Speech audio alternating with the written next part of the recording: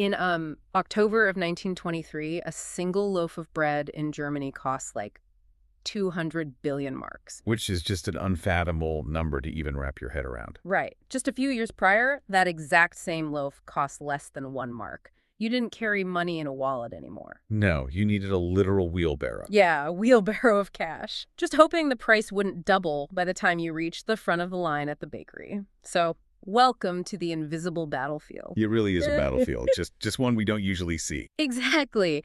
When we typically think about the devastation of war, the images that come to mind are incredibly visceral. It's shattered buildings, cratered roads. Yeah, the physical destruction of a city. Tra- Tangible, horrifying things. Tangible things, right.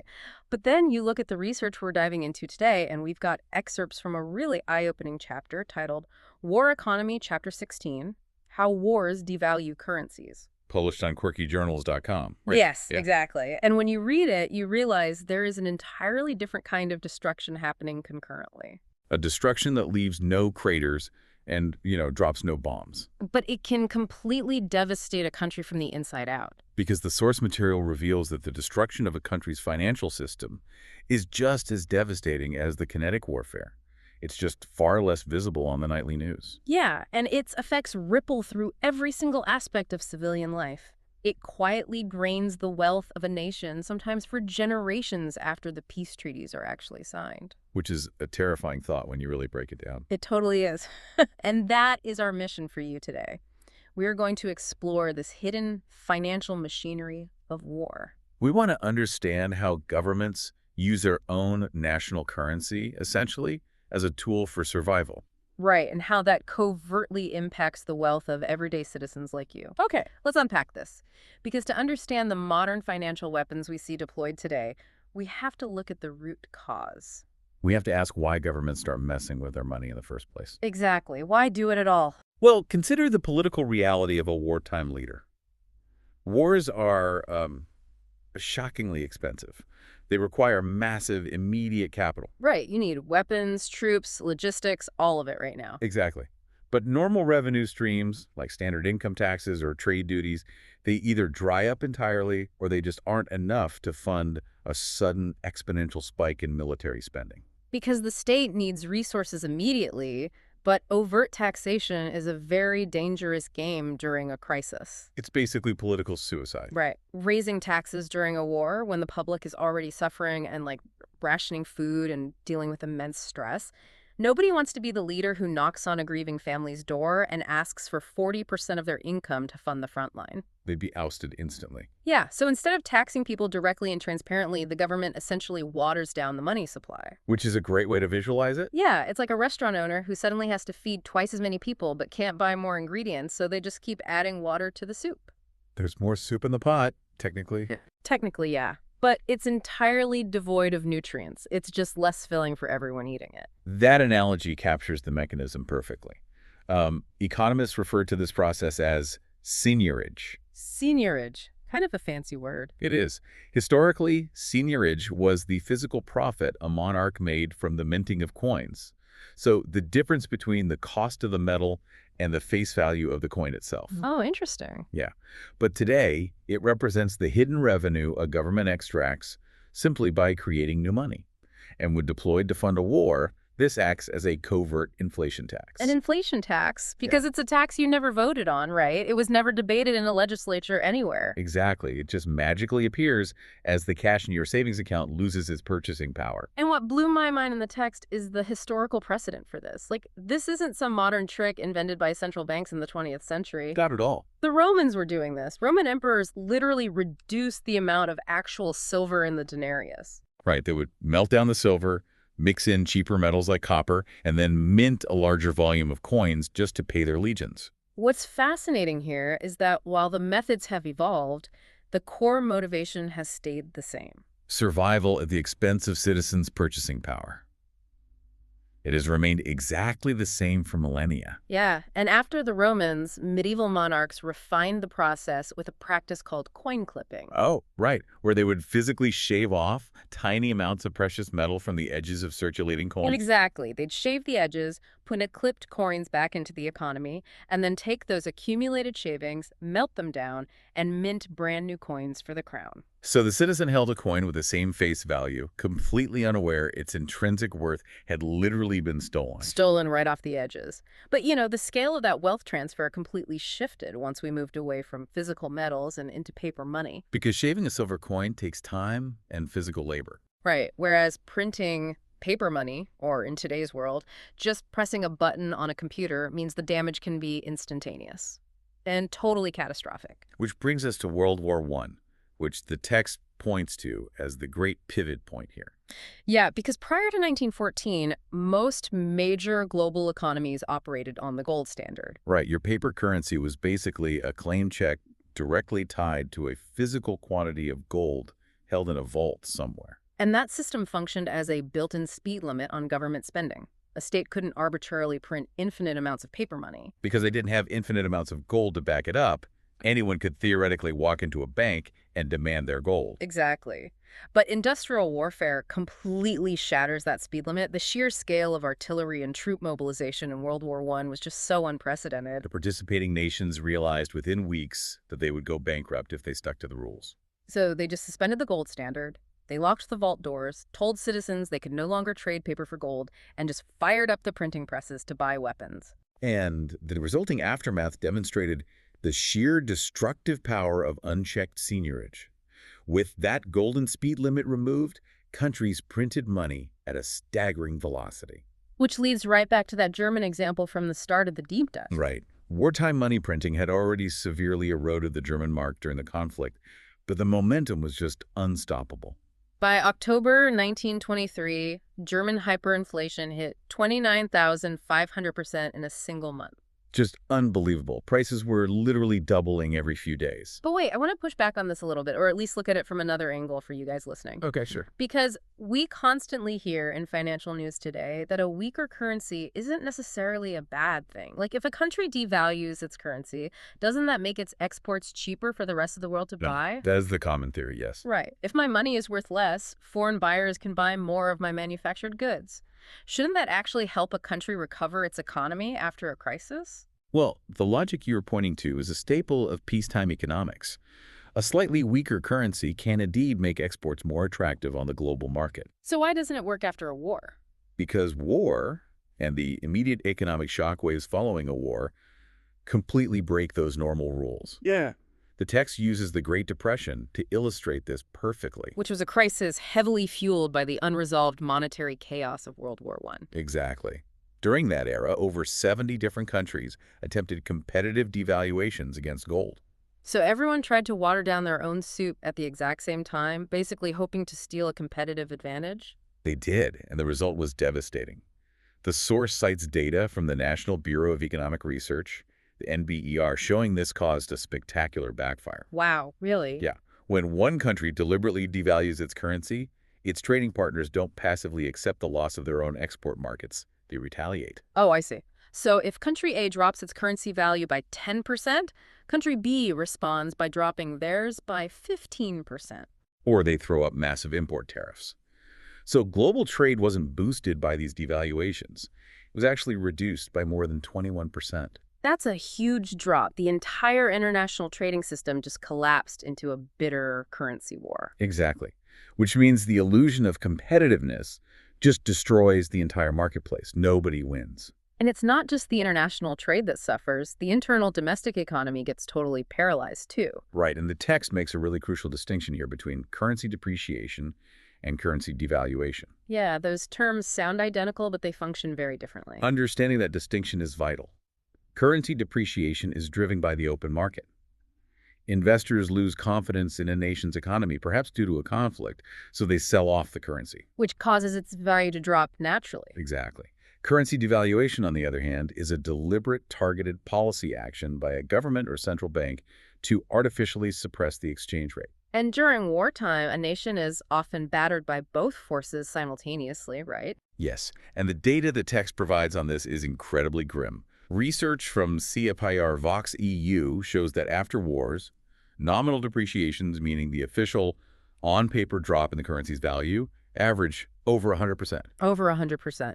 But the real depreciation, like the actual tangible benefit to the export competitiveness that we just talked about, is basically zero. Zero. And the mechanism behind that zero benefit is a concept called full price pass-through. Full price pass-through. What does that actually mean for people on the ground? Well, when a currency's value collapses, the cost of importing anything from outside the country skyrockets. In a post-war economy, those soaring import costs are passed directly through to the domestic consumer. Ah, so local prices instantly adjust upward to match the weakened currency. Precisely. It completely erases any temporary advantage the devaluation might have created. Which completely kills the ability to rebuild. Think about it, if you're a business trying to reconstruct a factory after a war, you need capital goods. You need heavy machinery, technology, industrial equipment. Yeah, and a war-torn country doesn't manufacture those things domestically anymore. They have to import them. And if your local currency is suddenly worth half of what it used to be, the cost of that imported tractor or manufacturing robot just doubled. You simply can't afford to rebuild. The economy just stagnates. It paralyzes productive capacity at the exact moment the country desperately needs infrastructure and investment to recover. But there is one entity that actually benefits from this domestic slump and skyrocketing inflation, right? Unfortunately, yes. The government itself. Because of how inflation magically shrinks their debt. It's a very sneaky mechanism. To understand this, imagine I borrow $100 from you today to buy a bicycle. But I am also the one in charge of the national money supply. Okay, I see where this is going. Over the next few years, I inflate the currency so aggressively that when I finally hand you back a $100 bill, that money has lost so much purchasing power, it barely buys a candy bar. Right. So you got a bicycle, I got a candy bar, and technically, legally, your debt to me is completely settled. If we connect this to the bigger picture, that scenario outlines the sovereign debt trick. Wars require governments to take on astronomical amounts of debt. When a state owes money denominated in its own currency, creating massive inflation effectively erodes the real burden of that debt. They pay back their bondholders and creditors with money that is worth a mere fraction of its original value. It is an incredibly tempting escape hatch for a wartime government drowning in liabilities. But bondholders and global creditors aren't stupid, you know. They notice they just got paid in candy bar money. Yes, they do. They realize their wealth was stealthily transferred to the state. Which is precisely the long-term trap the text warns about. If a government executes this trick, global financial markets have a very long memory. A very long memory.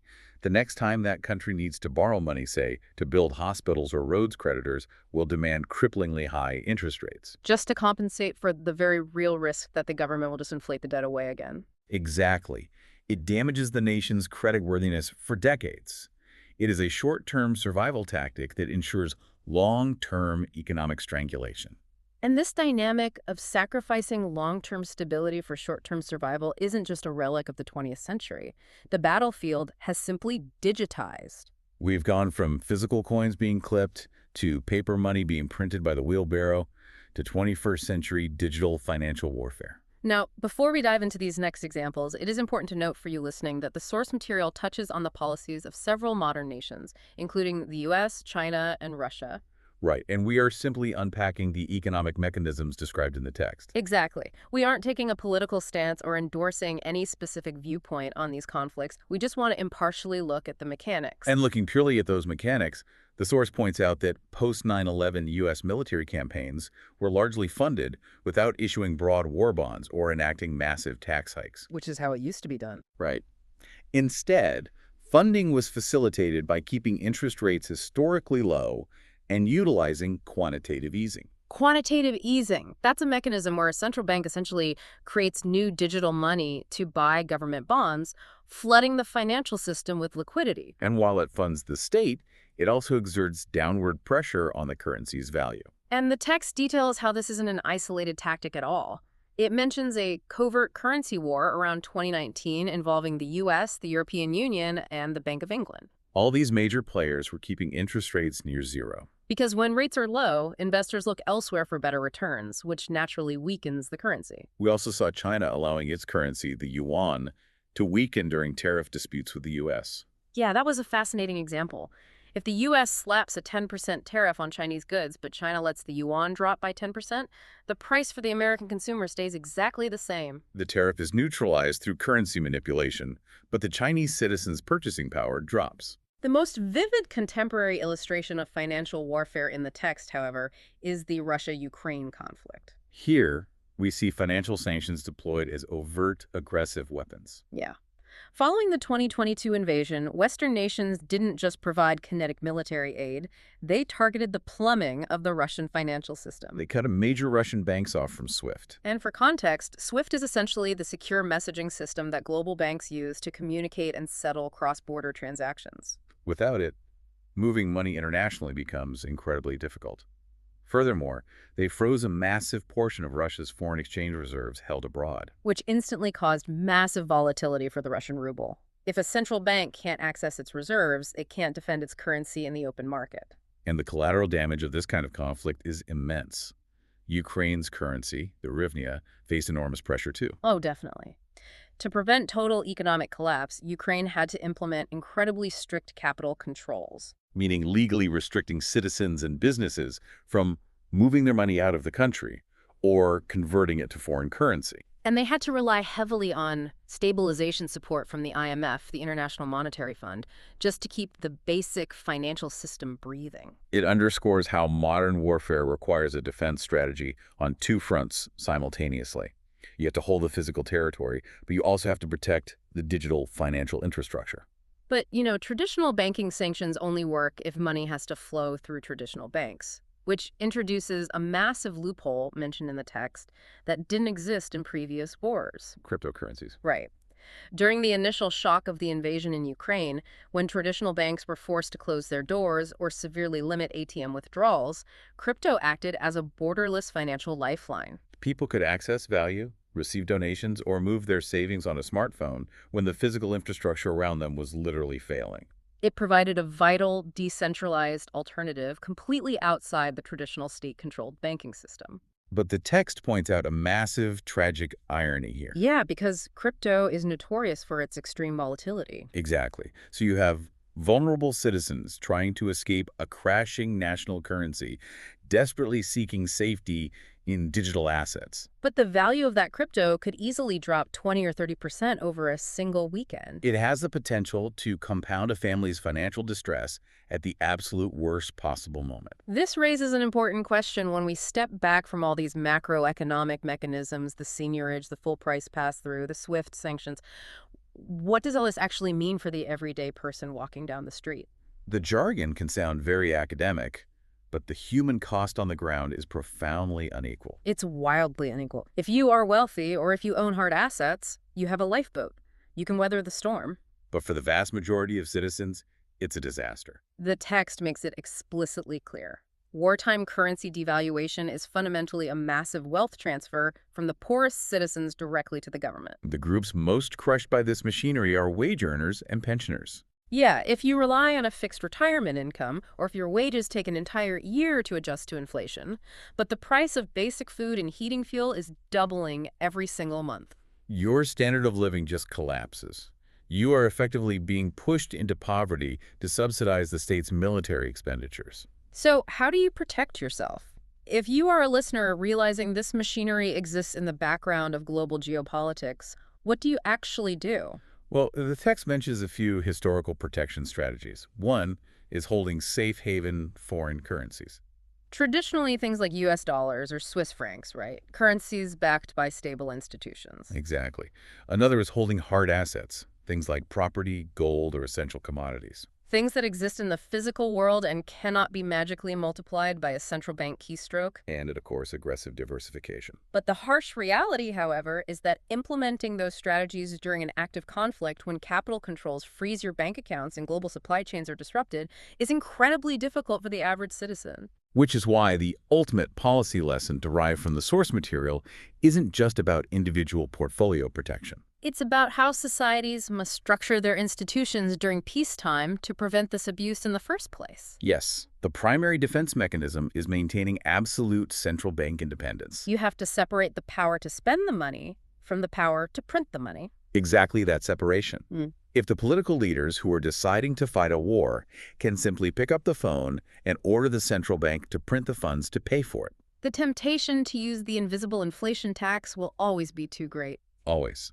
Furthermore, the text highlights how nations that have lived through these catastrophic currency collapses carry deep generational trauma. Like Germany, right? Yes, look at Germany.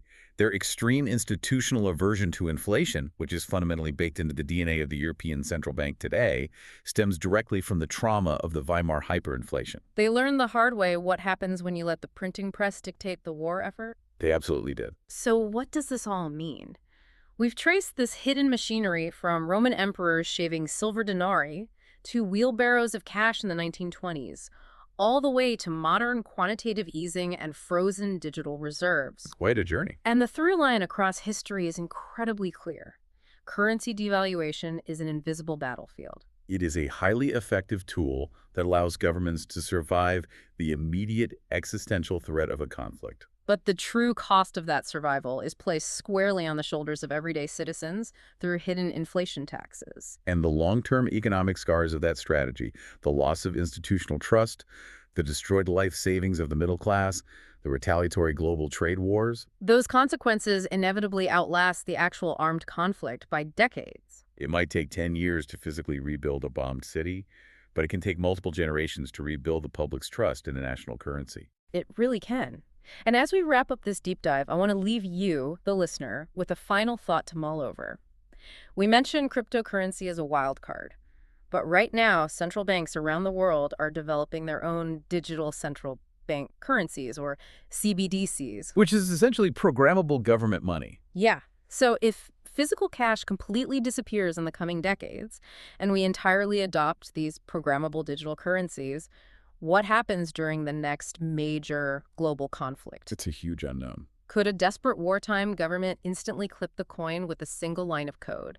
Could they program an expiration date on your savings or instantly deduct an inflation tax, leaving citizens with absolutely nowhere to hide their wealth? It undeniably changes the entire landscape of financial survival and state control. It's a chilling thought, and definitely something to think about the next time you tap your phone to pay for your morning coffee. It really is. Thank you for joining us on this deep dive into the hidden machinery of war economies. We hope it gave you a new lens through which to view the global news. Thanks for listening, everyone. As always, keep questioning the systems around you, keep exploring, and stay curious.